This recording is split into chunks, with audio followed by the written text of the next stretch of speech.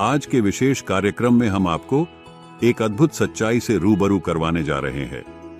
रामायण में एक प्रकरण आता है जब हनुमान जी सीता जी का पता करके लंका से सीता जी का कंगन लेके आते हैं तो उन्हें समुद्र के बीच में एक टापू दिखता है। उस टापू पर हनुमान जी को एक ऋषि मिलते हैं। वो ऋषि कौन थे और उन ऋषि के साथ हनुमान जी की क्या वार्ता होती है, देखिए आज की विशेष 2D एनिमेशन वीडियो। आज आपको हनुमान जी की एक अनसुनी कथा के बारे में बताते हैं। ये कहानी उस समय की है जब हनुमान जी लंका से सीता जी से कंगन लेकर वापस आ रहे थे। उनके वापस आते समय पूर्ण परमेश्वर ने उनके लिए एक लीला की। हनुमान जी को थकान और भूख प्यास सता रही थी। तभी उन्होंने देखा कि समुद्र के बीच एक टापू पर बहुत ही सुंदर बगीचा है और एक छोटा सा तालाब भी है। ये लीला ऋषि मुनींद्र रूप में विराजमान पूर्ण परमेश्वर ने की थी। हनुमान जी उस सुंदर बगीचे को देखकर सोचते हैं कि चलो स्नान भी कर लूंगा और कुछ देर आराम भी कर लूंगा। और फिर उसके बाद हनुमान जी उस बगीचे में उतर जाते हैं।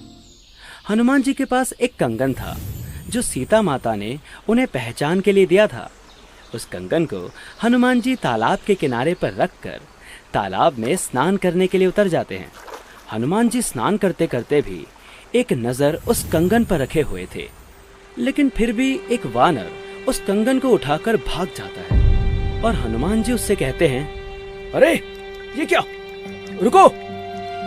वानर उस कंगन को मुनींद्र ऋषि के पास रखे घड़े में डाल देता है। हे राम, चलो यहां से तो निकाल लूंगा। अगर ये वानर कंगन को समुद्र में डाल देता तो नाश हो जाता। हनुमान जी जैसे ही घड़े के करीब जाते हैं और घड़े से कंगन निकालने के लिए हाथ बढ़ाते हैं तो देखकर चौंक जाते हैं। ये क्या, इसमें तो बहुत सारे कंगन पड़े हैं। जो कंगन मैं लेकर आया था वो कंगन कौन सा है? प्रणाम हो महात्मा जी, किसी बंदर ने मेरा कंगन आपके इस घड़े में डाल दिया है। कोई बात नहीं बेटा, निकाल ले जाओ। लेकिन ऋषि जी, इसमें तो पहले से ही बहुत सारे कंगन हैं। जो कंगन मैं लेकर आया था इनमें से वो कौन सा है?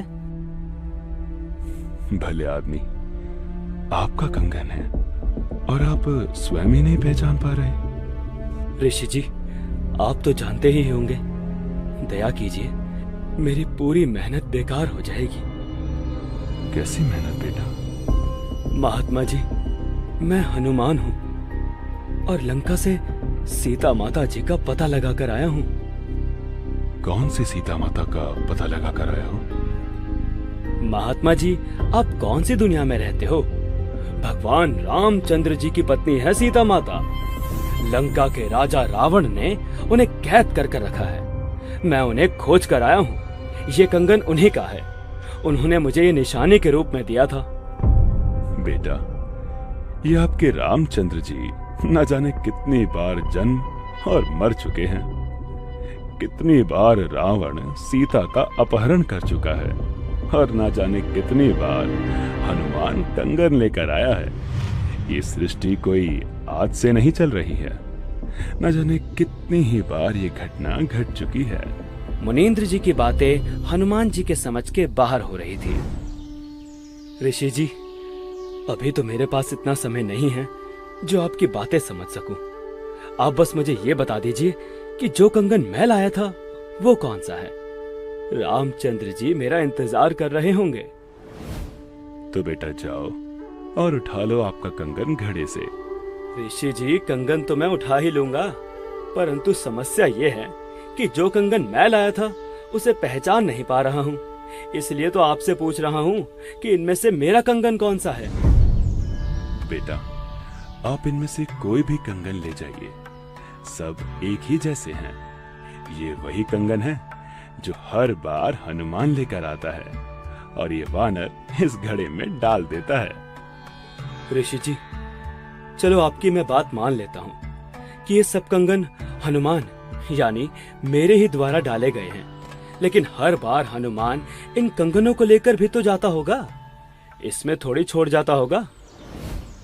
हाँ बेटा, लेकर भी जाता है, लेकिन इस घड़े में ऐसी शक्ति है कि इसमें कुछ भी डालो तो उसी का एक प्रतिरूप इस घड़े में तैयार हो जाता है। आप चाहो तो प्रयास करके देख सकते हो। इतना सुनकर हनुमान जी ने पास रखी एक कटोरी उठाई और उस घड़े में डाल दी। कटोरी उस घड़े में डालते ही उस कटोरी का प्रतिरूप घड़े में बन गया। देखकर हनुमान जी को बहुत आश्चर्य हुआ और ऋषि जी की बात कुछ सच लगने लगी। लेकिन सोचा कि अभी तो चलता हूँ, बाद में कभी बात करेंगे। हे ऋषि जी, आप कौन हैं? आपका नाम क्या है?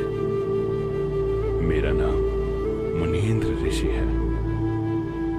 इसके बाद हनुमान जी उस घड़े में से एक कंगन उठा लेते हैं और श्री रामचंद्र जी के पास जाने के लिए छलांग लगा देते हैं। थोड़े समय बाद श्री रामचंद्र जी का युद्ध रावण के साथ होता है और श्री रामचंद्र जी उसमें जीत जाते हैं और सीता माता को अयोध्या वापस लेकर लौटते हैं। वनवास पूरा होने के बाद जिस समय श्री रामचंद्र जी का राज तिलक हो रहा था, उस समय माता सीता ने हनुमान जी को अपने गले से निकालकर सबसे कीमती मोतियों की माला दी। माता सीता से मोतियों की माला लेने के बाद हनुमान जी ने उस माला को तोड़ दिया और मोतियों को फोड़ फोड़ कर देखने लगे। हनुमान जी को ये करता देख माता सीता को क्रोध आया और हनुमान जी से वो बोली, हे हनुमान, तूने ये क्या किया? तू जानता है ये माला कितनी कीमती थी। तू रहा वानर का वानर ही, तो जंगल में ही शोभा देता है। ये सुनकर हनुमान जी को बहुत बुरा लगा और वो मायूस हो गए। माता जी, मुझे इन मोतियों से क्या काम था? मैं तो ये देख रहा था कि यदि इन मोतियों में राम का नाम हो तब तो ये मेरे काम के हैं, वरना ये कंकर मेरे किसी काम के नहीं हैं। सीता जी के इस बर्ताव से हनुमान जी अयोध्या नगरी से चले गए और जंगल में एक पहाड़ी पर जाकर बैठ गए। हनुमान जी को बहुत दुख हुआ कि मैंने क्या नहीं किया इनके लिए, और आज इन्होंने मुझे एक छोटी सी बात पर इतना लताड़ दिया। कुछ देर बाद वहां एक साधु आए। राम राम भाई हनुमान। राम राम महात्मा जी, आइए बैठिए। और सुनाओ हनुमान। महात्मा जी, अयोध्या में भगवान रामचंद्र जी आए हुए हैं। तीनों लोकों के स्वामी रामचंद्र जी का आज राज्याभिषेक है। भाई, हम तो उस राम के भक्त हैं जो कभी जन्मता मरता नहीं। वो कभी माँ के गर्भ से नहीं जन्मता। ये राम जी तो न जाने कितनी बार जन्म और मर चुके हैं। अच्छा, यही बातें मुझे एक मुनींद्र नाम के ऋषि जी भी कह रहे थे। जब मैं लंका से लौट रहा था तो वो मुझे एक सुंदर बगीचे में मिले थे। वो मैं ही था हनुमान, और तुम्हारे लिए ही यहाँ आया हूँ। क्षमा कीजिए भगवान, हम तो तुच्छ बुद्धि के जीव हैं। कृपया करके मुझे आपका संपूर्ण ज्ञान समझाइए और सत भक्ति प्रदान कीजिए। दर्शकों, आज की विशेष 2D एनिमेशन वीडियो में आपने देखा कि कबीर साहिब जी स्वयं करुणामय नाम से आए हुए थे। उन्होंने हनुमान जी को संपूर्ण ज्ञान से अवगत करवाया कि रामचंद्र जी पूर्ण परमात्मा नहीं है। ये अनमोल ज्ञान जगत गुरु तत्वदर्शी संत रामपाल जी महाराज के सत्संगों का अंश मात्र है। संपूर्ण आध्यात्मिक ज्ञान के लिए सुनिए संत रामपाल जी महाराज के मंगल प्रवचन।